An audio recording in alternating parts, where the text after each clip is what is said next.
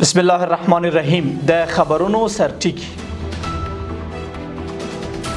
د مولوي امیر خان متقی لخوا کابل کې د دودیزي غږنوي جشنواري د ګډونکو هیوادونو له استازو سره پلیدنه کې له نړۍ سره مثبتو اړیکو باندې ټینګار. د 1.8 میلیون ډالر په ارزښت جوزجان ولایت کې د تیمتاق د سیمنټو د سترې کارخونې عملی چارو پیل. او د امریکا ولسمشر د برید وروسته د دې هیواد په امنیتي دستګاهو کې ضعف. د لوی مهربان خدای په سپېڅلي نامه درنو لیدونکو السلام. د نن ورځ خبرونو ته ښه راغلاست. نن یکشنبه د روان کال د 8 نیټه ده. زه یم د بشپړ خبرونه دي.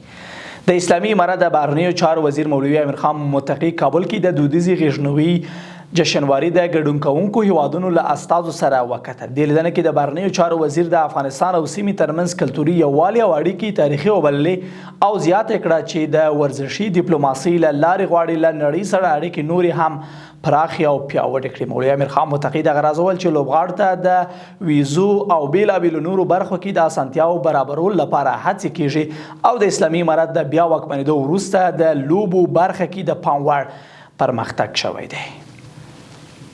کانون او پټرولیم وزارت ویان همایون افغان اعلان کړی چې ټاکل شوی د سبا د جوزجان ولایت د تیمتاق د سیمنټو د سترې کارخونې عملی چارې رسماً پیل شي. د هغه په وینا دا پروژه د 1.8 میلیون ډالرو په پانګونې سره عملي کیږي چې په هیواد کې د کانونو او خامو ساختماني موادو تولید برخه کې یو له مهمو پروژو څخه شمیرل کیږي. نوموړي زیاته کړې ده چې یا د کارخونه به په ورځ کې د 3000 ټنه سیمنټو د تولید ظرفیت ولري او 15000 هیوادوال ته په مستقیم او غیر مستقیم ډول د کار زمینه برابر شي.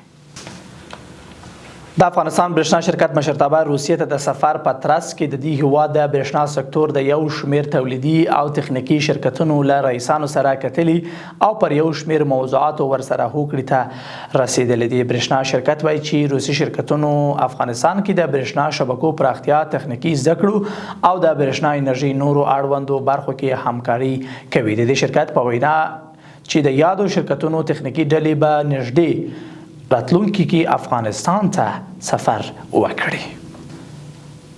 او روسي خبردار چې د امریکا ولسمشر ډونالد ټرمپ په سپینه ماڼۍ کې د ډزو وروسته د خبري کنفرانس پر مهال ویلي چې له دغې پیښې وړاندې د کوم امنیتي ګواښ په اړه هیڅ خبر نه ورکړل شوی او د نوموړي امنیتي ټیم د داسې څه په تړاو هیڅ معلومات نه لرل.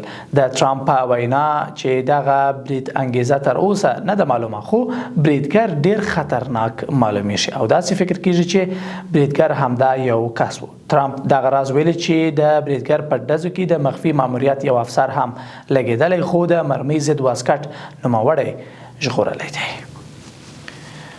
قدر مندونکو له ملتیا مو مننه. تر بیا ښه وخت او ښې چارې.